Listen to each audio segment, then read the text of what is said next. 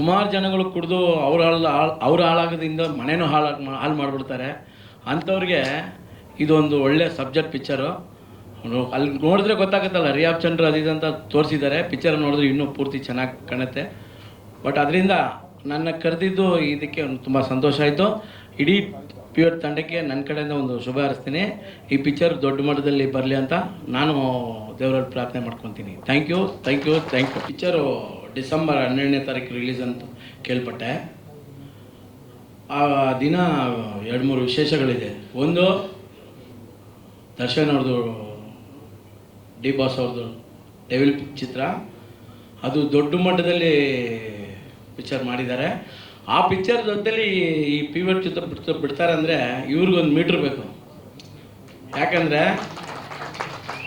ಅವ್ರ ಜೊತೆಲಿ ಸಾಮಾನ್ಯ ಬೇರೆ ದೊಡ್ಡ ಪಿಕ್ಚರ್ ಬಿಡೋಕ್ಕೆ ಯೋಚನೆ ಮಾಡ್ತಾರೆ, 1 ವಾರ 2 ವಾರ ತಲ್ಲಿ ಬಿಡ್ತಾರೆ. ಈಗ ಹಂಗಿರೋಗ ಇವರು ಆ ಪಿಕ್ಚರ್ನ ಬಿಟ್ಟಿದ್ದಾರೆ ಅಂದರೆ ಇಡೀ ತಂಡಕ್ಕೆ ದೊಡ್ಡ ಮೀಟ್ರ್ ಇದೆ. ಹಾಗಾಗಿ ಪಿಕ್ಚರು ಅದೊಂದು. ಇನ್ನೊಂದು, ಆ ದಿನ ನಮ್ಮ ಕರ್ನಾಟಕದ ಹೆಮ್ಮೆಯ ಮಗ ತಮಿಳ್ನಾಡಲ್ಲಿ ಹೋಗಿ ದೊಡ್ಡ ಸೂಪರ್ ಸ್ಟಾರ್ ಆಗಿರೋಂಥ ರಜನಿಕಾಂತ್ ಅವರು ಹುಟ್ಟಿದ ಹಬ್ಬ ದಿನ ಬೇರೆ ಅವತ್ತು. ಅವರು ಏನೋ ಹೋಗಿ ತಮಿಳ್ನಾಡಲ್ಲಿ ದೊಡ್ಡ ಸೂಪರ್ ಸ್ಟಾರ್ ಆಗಿದ್ರು ಕೂಡ ಹುಟ್ಟಿದ್ದು ನಮ್ಮ ಮನೇಲಿ. ಆದ್ದರಿಂದ ಅದ್ರ ಬಗ್ಗೆ ಹೇಳಿದೆ ನಾನು. ಹಂಗಾಗಿ ನೋಡಿ, ಈ ಪಿಕ್ಚರ್ ಕೂಡ ಅದೇ ಥರ ಅವರ ಅಲ್ಲೊಂದು ದೊಡ್ಡ ಮಟ್ಟ, ಇಲ್ಲೊಂದು ದೊಡ್ಡ ಮಟ್ಟ, ಇದು 3ನೇದು ಒಂದು ಮಟ್ಟಕ್ಕೆ ಪಿಕ್ಚರು ಆ ಲೆವೆಲ್ಗೆ ಬರುತ್ತೆ ಅಂದ್ಕೊಂಡಿದ್ದೀನಿ. ಬರಲಿ, ದೇವರಲ್ಲಿ ಬೇಡ್ಕೊತೀನಿ.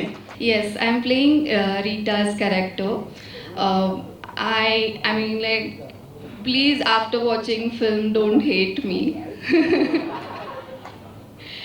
Yes. So yeah, I mean, like, I would like you to go and watch in theater, so I'll not speak much about my character, and that's the reason I believe Karthik sir wanted to keep heroine little away from the things. Yes. ಶಂಕು ನನ್ನ refer ಮಾಡಿದ್ರು, ಕಾರ್ತಿಕ್ನ introduce ಮಾಡಿಸಿದ್ರು. So then story ಎಲ್ಲ narrate ಮಾಡಿದ್ರು. ನನ್ನ character ಬಗ್ಗೆ variations ಏನೇನಿದೆ ಅಂತ ಹೇಳಿದ್ರು.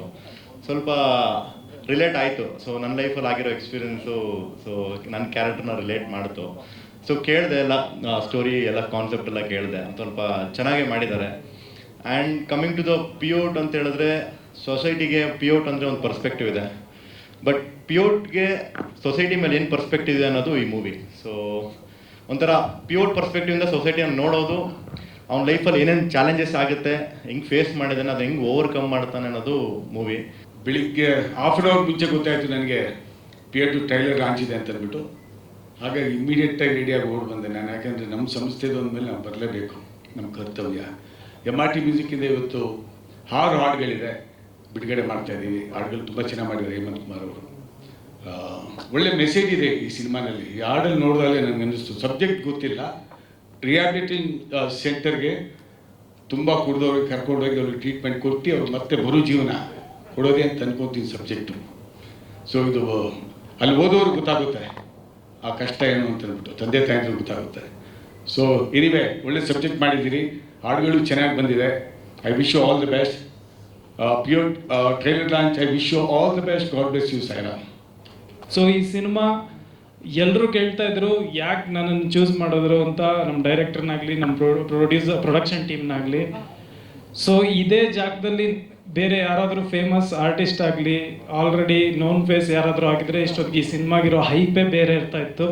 ಸೊ ಈ ಸಿನಿಮಾಗೆ ಒಂದು ಬ್ಲ್ಯಾಕ್ ಮಾರ್ಕ್ ಆಗಬಾರ್ದು ಅನ್ನೋದಕ್ಕೆ ನಾನು ಎಷ್ಟು ಎಫರ್ಟ್ ಹಾಕ್ಬೋದೋ ಅಷ್ಟು ಎಫರ್ಟ್ ಹಾಕಿದ್ದೀನಿ. ಸೊ ಈ ಸಿನಿಮಾ ಏನಾದರೂ ಗೆದ್ದರೆ ನಮ್ಮ ಟೀಮ್, ನಮ್ಮ ಡೈರೆಕ್ಟ್ರು, ನಮ್ಮ ಟೀಮ್ ಎಲ್ಲ ಕೆಲಸ ಮಾಡಿರೋರು, ಅವ್ರ ಕ್ರೆಡಿಟ್ಸ್ ಇರುತ್ತೆ. ಈ ಸಿನಿಮಾ ಏನಾದರೂ ಹೆಚ್ಚು ಕಡಿಮೆ ಆದರೆ ಅದೆಲ್ಲ ಏನಂತಾರೆ, ಬ್ಲೇಮ್ ನನ್ನ ಮೇಲಿರುತ್ತೆ. ಬಿಕಾಸ್ ಕಾಸ್ಟಿಂಗ್ ತುಂಬ ಇಂಪಾರ್ಟೆಂಟ್ ಆಗುತ್ತೆ ಅಂದ್ಕೊತೀನಿ. ಅದು ಬಿಟ್ಟರೆ ರಿಯಾಬಲ್ ಶೂಟ್ ಮಾಡಿದ್ದು ಹೆಂಗೆ ಹೆವಿ ಸೈಕಾಗ್ಬಿಟ್ಟಿದೆ ನನಗೆ. ಸೊ ರಿಯಾಬಲ್ ಶೂಟ್ ಮಾಡಿದ್ದು ಹೆಂಗಿತ್ತು ಅಂದರೆ, ಅಲ್ಲಿ ಯಾವುದೇ ಸ್ಕ್ರಿಪ್ಟೆಡ್ ಆಗಿ ಯಾವುದು ಶೂಟ್ ಮಾಡಿಲ್ಲ ನಾವು ಎಲ್ಲ. ಬಿಕಾಸ್ ಅವ್ರು ಯಾವ ರೀತಿ ಬದುಕ್ತಾ ಇದ್ರು ಆ ಥರ ನಾನು ಒಬ್ಬನಾಗಿ ಬದುಕಿದ್ದೀನಿ. ಸೊ ಅದನ್ನು ಇವ್ರು ಕ್ಯಾಪ್ಚರ್ ಮಾಡಿದ್ದಾರೆ. ಸೊ ಅದಾದ ದಿನದಿಂದ ಇವತ್ತವರೆಗೂ ನಾನು ಕುಡಿಯೋಕ್ಕೆ ಮನಸ್ಸೇ ಬಂದಿಲ್ಲ. ನಾನು ಆಲ್ಕೋಹಾಲ್ ಕ್ವಿಟ್ ಮಾಡಿದ್ದೀನಿ ಅವತ್ತಿಂದ. ಬಿಕಾಸ್ ಆ ಥರ ಒಂದು ಎಕ್ಸ್ಪೀರಿಯನ್ಸ್ ಅಲ್ಲಿ ನನಗೆ. ಸೊ ನನ್ನ ಮನ್ಸಿಗೆ ಬಂದಿದ್ದು ಹೇಳ್ತಾ ಇದ್ದೀನಿ, ಏನೋ ತಪ್ಪಾದರೆ ಕ್ಷಮಿಸಿ.